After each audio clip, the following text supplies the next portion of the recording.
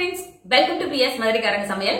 இன்னைக்கு நம்ம சேனல்ல கொடமிளகாயும் கேரட்டும் சேர்த்து ஒரு டேஸ்டியான வறுவல் ரெசிபி தான் இன்னைக்கு வீடியோல நான் உங்களோட ஷேர் பண்ணிக்க போறேன். எங்க வீட்ல கொடமிளகா, கேரட் இந்த மாதிரி காய்கறிகள்லாம் ரொம்ப விரும்பி சாப்பிட மாட்டாங்க அப்படின்னு சொல்றவங்க கூட இந்த மாதிரி ஒரு நாள் செஞ்சு கொடுங்க, அப்புறம் அடிக்கடி செஞ்சு கொடுங்க அப்படின்னு சொல்லி கேட்டு விரும்பி சாப்பிடுவாங்க. அந்த அளவுக்கு டேஸ்டியா இருக்கும் இந்த ரெசிபி. வாங்க இந்த சுவையான ரெசிபி எப்படி பண்றதுன்னு வீடியோக்குள்ள போய் பார்த்து தெரிஞ்சுக்கலாம். அதுக்கு முன்னாடி நீங்க நம்ம சேனலை சப்ஸ்கிரைப் பண்ணலனா ப்ளீஸ் சப்ஸ்கிரைப் பண்ணிக்கோங்க. இந்த கொடமிளகா கேரட் வறுவல் பண்றதுக்கு 2 மீடியம் சைஸ் கொடமிளகாயை இந்த மாதிரி பீசஸா கட் பண்ணி எடுத்து வச்சிருக்கேன். இது கூட சேர்க்கறதுக்கு ஒரு பெரிய கேரட் தோல் சீவிட்டு சின்ன சின்ன பீசஸா நறுக்கி எடுத்து வச்சிருக்கேன். ஸ்டவ் ஆன் பண்ணி கடாய் வச்சுட்டு 2 ஸ்பூன் எண்ணெய் சேர்த்துக்கிறேன். எண்ணெய் நல்லா சூடானதும் 1 ஸ்பூன் கடுகுளுந்து, கொஞ்சமா கருவேப்பிலை,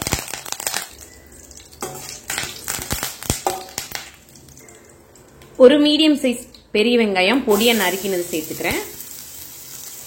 இது பச்சை வாசனை போக நல்லா வதக்கி எடுத்துக்கலாம். வெங்காயம் வதங்கினதும் நம்ம கட் பண்ணி எடுத்து வச்சிருக்க கேரட்டை சேர்த்துக்கலாம். இந்த கேரட் வந்து ஒரு 50% பாதி அளவுக்கு வெந்து வர மாதிரி எண்ணெயிலே லைட்டா வதக்கி விட்டுக்கலாம். கொடமிளகாயும் கேரட்டையும் ஒன்னா சேர்த்து வதக்குனீங்கன்னா ஒன்னு வதங்குறதுக்கு ரொம்ப லேட் ஆகும், ஒன்னு சீக்கிரமே வதங்கிரும். அதனால கேரட்டுக்கு வந்து கொஞ்சம் டைம் எடுக்கும்ன்றதுனால முன்னாடியே சேர்த்து வதக்கி விட்டுக்கிறேன். இப்போ கட் பண்ணி எடுத்து வச்சிருக்க கொடமிளகாயை சேர்த்துக்கலாம். இந்த 2 நிமிஷம் நல்லா எண்ணெயிலே சேர்த்து இந்த கேரட் வெங்காயத்தோட எல்லாம் வதக்கி எடுத்துக்கலாம். இப்போ கட் பண்ணி எடுத்து வச்சிருக்க தக்காளி சேர்த்துக்கலாம். இந்த வறுவலுக்கு தேவையான அளவு உப்பு சேர்த்துக்கலாம். தக்காளி பச்சை வாசனை போற அளவுக்கு வதங்கணும். இங்க வெங்காயம் சேர்த்து வதக்கிட்டு அதுக்கப்புறம் தக்காளி சேர்த்து வதக்கி அப்புறமா காய்கறிகள் சேர்த்து வதக்குனீங்கன்னா காய்கறி வேகிறதுக்கு லேட் ஆகும்.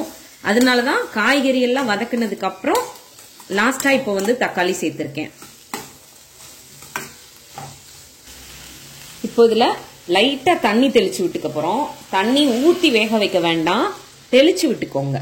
இந்த மாதிரி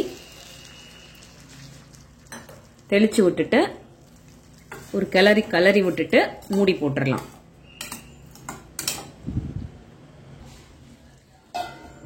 இப்போ இது நல்லா வேகட்டும். இதுல அரைச்சு சேர்க்கறதுக்கு தேவையானதை ரெடி பண்ணிடலாம். ஒரு மிக்சி ஜார்ல 10 தேங்காய் பீசஸ் சேர்த்திருக்கேன். 1/2 ஸ்பூன் சீரகம், இந்த ஸ்பூன்ல 2 ஸ்பூன் அளவுக்கு பொரிகடலை சேர்த்திருக்கேன்.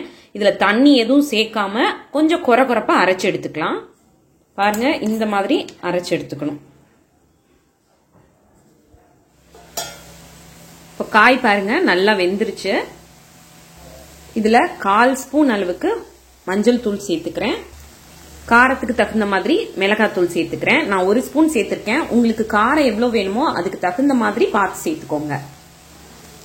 இந்த மசாலாவோட பச்சை வாசனை போற அளவுக்கு ஒரு 2 நிமிஷம் நம்ம வதக்கி விட்டுக்கலாம். இப்போ இதுல நம்ம அரைச்சு எடுத்து வச்சிருக்கத சேர்த்துடலாம். ஸ்டவ் லோ ஃப்ளேம்ல வச்சுட்டு நல்லா அதை வந்து கிளறி விட்டுக்கலாம். ரொம்ப நேரம் ஸ்டவ்ல வைக்க வேண்டாம். இந்த மாதிரி நம்ம தேங்காய் துருவல் இதெல்லாம் சேர்த்ததுக்கு அப்புறம் அவ்வளவுதான், நம்மளோட டேஸ்டியான கொடமிளகா கேரட் வறுவல் சூப்பரா ரெடி ஆயிடுச்சு. இதை வந்து நீங்க சாதத்துக்கு தொட்டுக்கிறது மட்டும் இல்லாம சப்பாத்தியோட ஸ்டஃப் பண்ணி ரோல் பண்ணி சாப்பிட்றதுக்கும் ரொம்ப நல்லா இருக்கும். இந்த சுவையான ரெசிபியை நீங்களும் உங்க வீட்டில் ட்ரை பண்ணி பாருங்க. கண்டிப்பா எல்லாருக்கும் ரொம்ப பிடிக்கும். ட்ரை பண்ணி பார்த்துட்டு உங்களோட கமெண்ட் என்னன்னு சொல்லுங்க. இந்த வீடியோ உங்களுக்கு பிடிச்சிருந்ததுன்னா வீடியோ லைக் பண்ணிட்டு நம்ம சேனலை மறக்காம சப்ஸ்கிரைப் பண்ணுங்க. தேங்க்யூ.